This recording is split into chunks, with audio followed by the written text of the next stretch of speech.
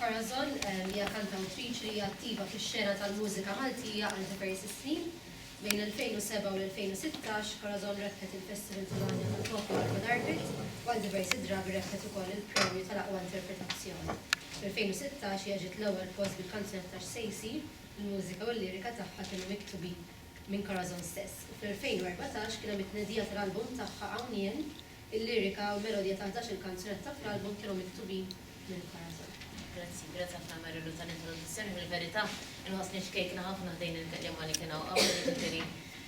Naħseb nista' nitkellem l-aktar mill-esperjenza tiegħi u mix-xogħol li nagħmel fil-qasam tal-mużika bil-Malti.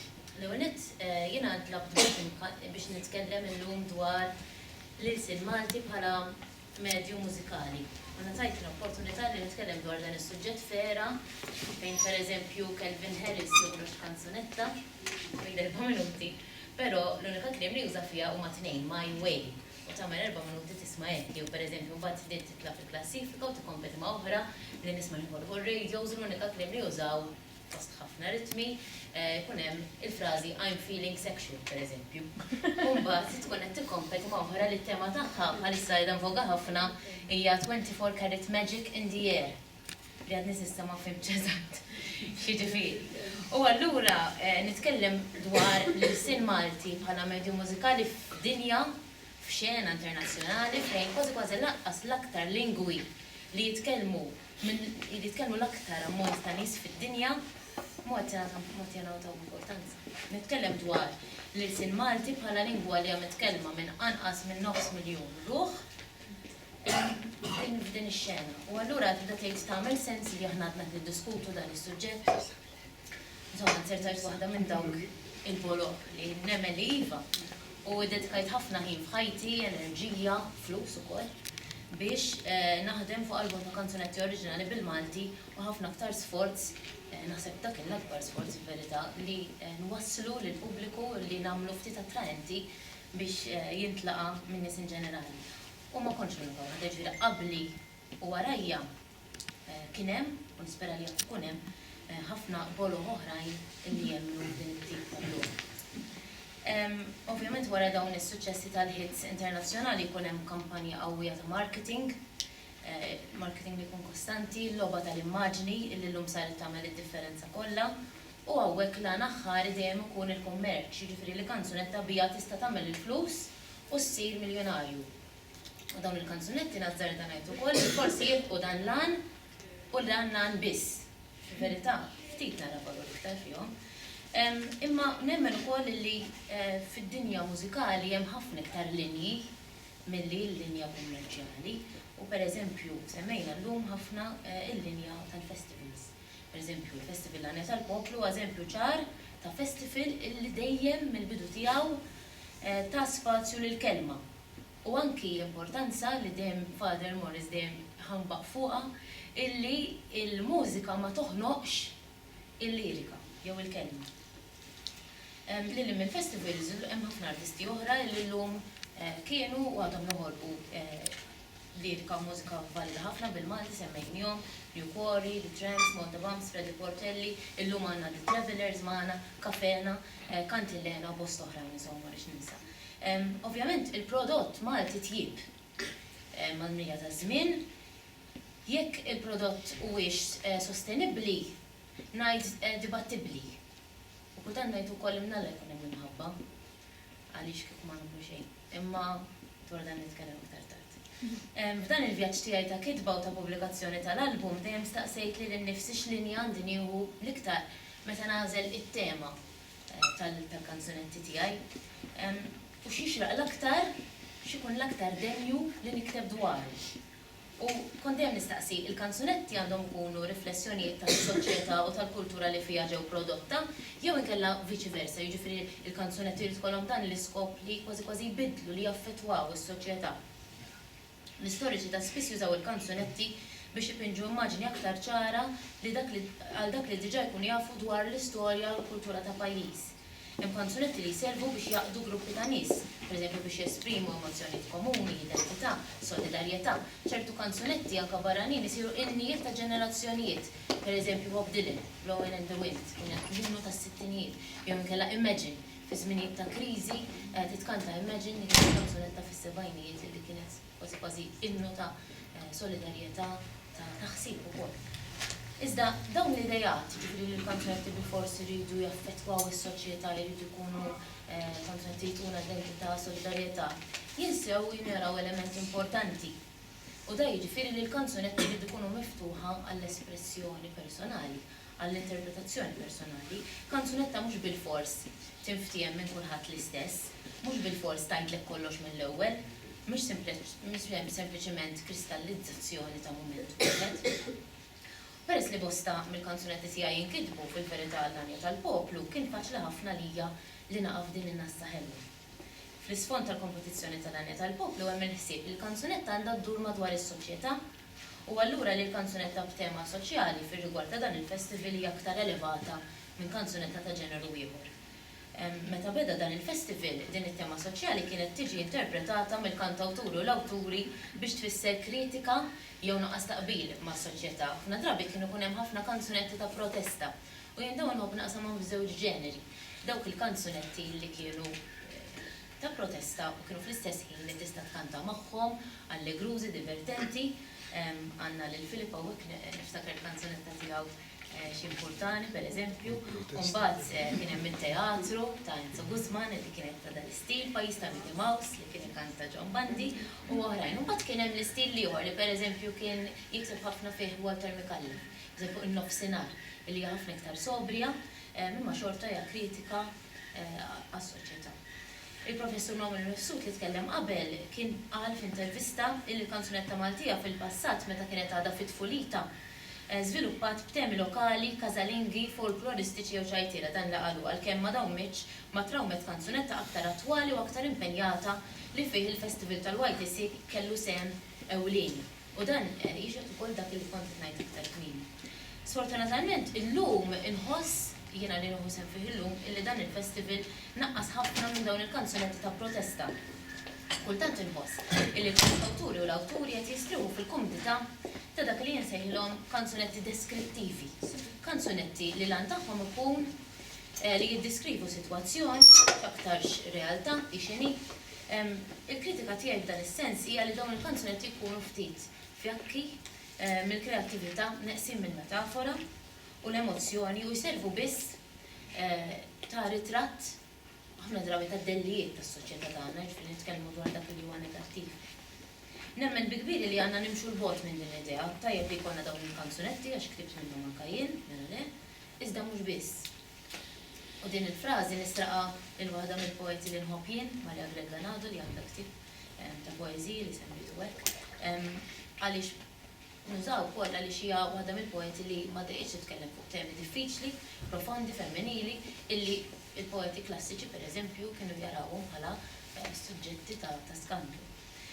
Jista' jkun li l-kanzunetta fid-dera, pereżempju, tkun qed titkellem dwar is-soċjetà, ma fil-verità s-soċjetà tkun qed tintuża bħala metafora biex nitkellmu fuq xi ħaġa differenti. Jew viċi versa. Jista' jkun ikun hemm kanzunetti li jitkellmu fuq xejn, fuq ħsieb, fuq idea, fuq xewqa, fuq immaġinazzjoni. Il-kanzunetta mhux bil-fors irid ikollha messaġġ u jekk ikollha messaġġ dan irid jitwassal barti u poeżija. Il-kanzunetta mhix biss rapport. Il-kanzunetta għandha tkun esperjenza illi ta' tgħaddi minnha ma tħallikx kif kont qabel. U hekk nista' nsemmi pereżempju lill-professur Joe Frigieri li jikteb ħafna b'stil surreali, pereżempju fl-album li kellu li kantat Mary Rose Mallija ma' Charles Camilleri. Jikteb ħafna bistampi lingwistiċi, fantastiċi, immaġinattivi li kważi jistgħu ma jkunux veri. Però nara ħafna valur fihom dawn il-kanzunetti, għalkemm minn dan l-album l-iktar li niftakru hija l-festa, imma dik hija xi ħaġa oħra illi ma nistgħux dejjem niktbu għal dak illi jkunu jridu n-nies biss. Fl-Italja kien hemm rivoluzzjoni tematika li ġrat fl-1958 bis-suċċess ta' Domenico Modugno Dipinto di Blu Volare. Ġifieri f'din il-kanzunetta xorta waħda kien iżomm l-elementi ta' pereżempju versi tronki, rima mbewsa, eċetera, però l-andament kien aktar informali, ġifieri aktar qisu parlant, aktar li tqarreb lejn il-lingwa mitkellma. U fl-Italja naħseb kienet din il-kanzunetta li fetħet il-bibien għal kanzunetti tal-kantawturi, li huma poeti li jitkellmu permezz tal-mużika minflok bil-poeżija. B'ton ħafna nqas formali ta' kuljum viċin il-lingwa mitkellma. Pereżempju, qabel Domenico Modugno ħadd kien jimmaġina li pereżempju xi ħadd bħal Luigi Tenco kien ħajoħroġ bi frażi hekk f'kanzunetta si è innamorato perché non aveva niente da fare. Fil-patrimonju mużikali bil-Malti għandu jkun hemm minn kollox, mhux biss fejn jidħlu temi imma anke fejn jidħlu ġeneri mużikali. Pop, rock, country, jazz. Meta nitkellmu dwar l-ikel Malti ma nistgħux nitkellmu biss dwar il-fenek, dwar il-bigilla, ma nistgħu nitkellmu wkoll dwar l-ikel tal-fqar, soppa tal-arna, nistgħu nitkellmu wkoll dwar il-fast food Malti, dwar il-qassatat, dwar il-pastizzi. U nistgħu nitkellmu wkoll dwar il-verżjonijiet raffinati ta' dawn il-platti illi kienu influenzati mill-kxejjen barranin, bħal-lingwa. Lingwa jgħid ukoll. U allura nemmen illi anke fejn tidħol il-lingwa m'għandniex nibżgħu nesperimentaw. Ninżaw ir-regoli u nkunu aktar qrib lejn il-ħsuż ġewwinija tagħna. M'hemmx għalfejn nobdu mar-regoli formali sempliċement għaliex nikdbu fiżikament il-kanzunetta tinsix ħafna minnha fiżikament nikdbuha, imma l-għan prinċipali ma nistgħux ninsew. L-għan prinċipali ta' kanzunetta hija li tinstema'. U allura tkun prattika ta' kuljum, tkun qrib ħafna l-mod kif aħna nitkellmu. U mhix iktar qrib pereżempju korrispondenza uffiċjali u l-istess ħanaqbes fuq xi ħaġa oħra nista' ngħid għad-dramas lokali. Bħalissa tal-television kullimkien drama u teleserje. U nemmen ħafna illi anke l-istil kif nikbu dramas għandu jkun ħafna qrib lejn l-informali, lejn ħajja ta' kuljum aktar milli naqgħu fin-nassa li għax qed nikdbu nużaw dak l-istil. Dejjem sostnejt li bħala lingwa Maltija tissellef tajjeb ħafna għal ġeneri differenti. U aktar tard se nagħtu wkoll ħiel prattiku għaliex. Nista' ngħid umur oltre u ngħid li l-ġeneri u t-temi differenti jistgħu jieħdu importanza aktar qawwija meta aħna nittrattawhom bil-lingwa tagħna viżavi lingwi barranija. Jekk il-kanzunetta tiegħek pereżempju biha trid tikkritika s-soċjetà, kun ħafna aktar effettiv u inti tikteb il-kanzunetta b'lingwa illi l-maġġoranza taċ-soċjetà qed tifhmek biha. Jekk inti pereżempju qed titkellem dwar l-astratt, dwar l-imħabba, l-firda, ħsieb, idea, mhux aktar faċli li inti titratta dawn is-suġġetti bl-aktar lingwa li tħoss qrib tiegħek, dik illi taħseb biha u fil-normalità tiegħek tħossok l-aktar komodu tesprimi ruħek biha. Il-problema tal-lum u diġà ċennat wara l-professur Mifsuti li bosta familja titkellmu tfal bl-Ingliż. Prinċipalment, xi ħaġa li fl-opinjoni tiegħi hija ħażina ħafna żbaljata, iżda meda u rridu nirrikonoxxu li teżisti u naċċettawha. Ovvjament jiena m'iniex lingwista, imma nemmen li t-tfal ikollhom nuqqas kbir f'dan is-sens, ma jkollhomx il-lingwa nattiva. Il-verżjoni tal-Ingliż li jingħataw laqas hi verżjoni awtentika li tkun verżjoni isu ta' Ingliż aċċettat fis-soċjetà tagħna, jkun differenti minn dik kieku trabbew għand familja għandha missier li jitkellmu għax huma Ingliżi.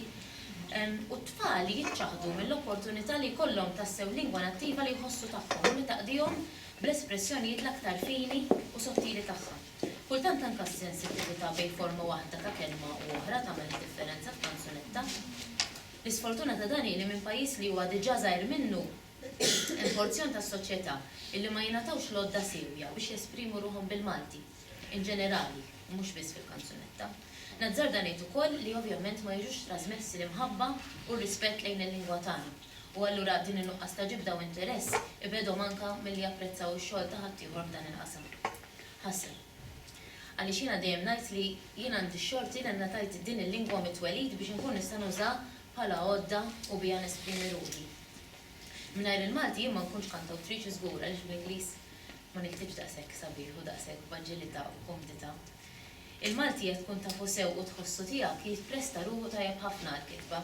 Il-lingwa tagħna qed tik il-lussu, pereżempju li tagħżel bejn il-kliem semitiċi u l-kliem Latini. Pereżempju jista' jkollok l-għażla jew ix-xelt li tagħżel il-kelma li l-aktar toħloq il-mużikalità u l-effetti li tixtieq. Fil-Malti pereżempju faċli toħloq rima. Jiena nsibha faċli ħafna għaliex il-kliem jispiċċaw hemm minnhom ħafna jispiċċaw. Bħalissa ftin qatt din għax użajt il-kelma bl-Ingliż apposta għaliex jiena nsiba personali komda ħafna li nista' ndaħħal kliem bl-Ingliż li jaqduni u illi ma jinstemawx l-Ingliż għax tant daħħalnihom fil-lingwa tagħna li kważi ħadd ma jgħid xejn illi daħħalhom mal-Malti. Pereżempju fid-dar tagħna għandna jien nuża il-kelma grandfather clock, ħadd ma qal xejn, nuża l-kelma toiler u ħadd ma qal xejn. U jiena ħsibt illi meta kont se niktibha kienu se jaqbżu fuq għax fiha ħafna kliem bl-Ingliż. Imma biżejt nuża anke xafunier, aħna ngħidu lek, imma dik hija xifonier bil-Franċiż taħlet fil-lingwa tagħna komodajnija u s'issa ħadd ma kummentali dwar din il-ħaġa. Ħaġa oħra li nsib smutli ħafna hija l-kontrast fil-lingwa tagħna bejn il-konsonanti pereżempju glottali li huma l-h u l-q għal dawk pereżempju għas-sibilanti, is-s u x li huma aktar romantiċi u dawk li huma aktar emotivi bħal f u l-v, frikattivi. Meta tpoġġi s-sillabi f'melodija, il-Malti ma joħloqx id-diffikultajiet li wieħed isib fil-Franċiż pereżempju fejn għandek sillabi sħaħ li ma jinstemmawx. L-Ingliż fejn għandek konsonanti li ma jinstemmawx imma jbidlu il-ħoss tal-kelma sħiħa. Fil-Malti di problema ma teżistix, għandna lajn u lakka, vera, però tant ma jbidlux il-ħoss u l-mużikalità tal-kelma li kultant anke fil-prattika nistgħu nħalluhom barra. Għandna s-sillabar li jgħinna fil-mużika tagħna. U xorta waħda minn kelli qed ngħiduha faċli li tikteb bil-Malti mhux kollox jgħaddi. Ma rridx nagħti l-idea li meta tikteb bil-Malti ejja ħammorru. Min jikteb bil-Malti għandu jkun sensittiv għall-aċċenti naturali tal-lingwa li semma qabel Trevor, għall-parafrażi u għas-sens tal-kitba. Hekk biss jista' jkun hemm iż-żwieġ tajjeb bejn il-lingwa tagħna u l-mużika li joħloq armonija u jagħmel sens. Imbagħad hemm il-kantanti. Bejn li titkellem bil-Malti u tkanta bil-Malti ma tantx hemm differenza kbira. U jiena nħossha l-aktar ħaġa naturali. Imma qatt irid nifhem għalfejn ħafna kantanti li jkantaw bil-Malti ikunu jitkellmu sew bil-Malti u mbagħad meta jiġu biex ikantaw il-lingwa tagħna jkantawha jitfgħu xi aċċent Ingliż. Dan idarrasni ħafna, speċjalment l-iktar ħaġa li dejjaqni għall-pronunzja tal-ittrattur illi inżidula s-si warajja u tiġi xi ħaġa hekk. U mbagħad ovvjament hawnhekk l-għaliema tal-vuċi jistgħu jagħmlu differenza hawnhekk għaliex meta jgħallmu jridu jgħallmu wkoll id-differenza bejn il-pronunzja bl-Ingliż u differenza bejn il-pronunzja bil-Malti. Għallima. Vocal coaches. Inutli ikollok libsa sabiħa jekk min jilbisha ma tkunx tixraqlu. Kanzunetta sabiħa ma jkollix ħaġa waħda biss. Il-kliem u l-mużika u min jinterpreta jridu jitwaħdu biex joħolqu prodott li jpaxxi lil-widnejn. Kull aspett huwa importanti. Nemmen li kanzunetti tajbin li kellhom dawn l-elementi kollha baqgħu sbieħ mal-medda ta' żmien ikanthom min ikanthom. Nawgura minn qalbi fl-aħħar nett li l-kanzunetta bil-Malti tibqa' titkattar li jkun hemm aktar għajnuna anke fuq livell nazzjonali biex mużiċisti, awturi, kantanti, kantawturi u gruppi Maltin, speċjalment żgħażagħ, jingħataw inċentivi biex joħolqu mużika ġdida bil-Malti biex nibqgħu nesprimu ruħna bil-lingwa tagħna. U dawn l-inċentivi jistgħu jgħinu biex itapplu ftit in-nuqqas li għandna fil-poter tal-massa. Speċjalment fejn jitlu spejjeż biex isiru proġetti bil-mużika Maltija. Biss nawguraw wkoll li ma nistennewx biss dawn l-inċentivi, nżid illi rridu nkunu aħna stess illi nrawmu l-imħabba lejn il-lingwa tagħna ngħadduha lill-uliedna u lil dawk ta' madwarna. Irridu nkunu aħna illi nemmnu fil-prodott tagħna, nistaqsu għalih u nitalmu napprezzawh. Jekk nuża l-istess immaġni li użajt inti tal-lanċa ġejja oħra sejra biex nibnu bastiment mhux biżżejjed li nqabdu l-mastru daxxi primi jfasslu jixkatlaw u jaqdu l-injam li l-ħaddiema tagħna nqasmulhom ix-xogħol u r-responsabbiltajiet. Jekk tibni bastiment tasal ħafna aktar malajr jekk lin-nies tiegħek tallimhom l-imħabba l-baħar.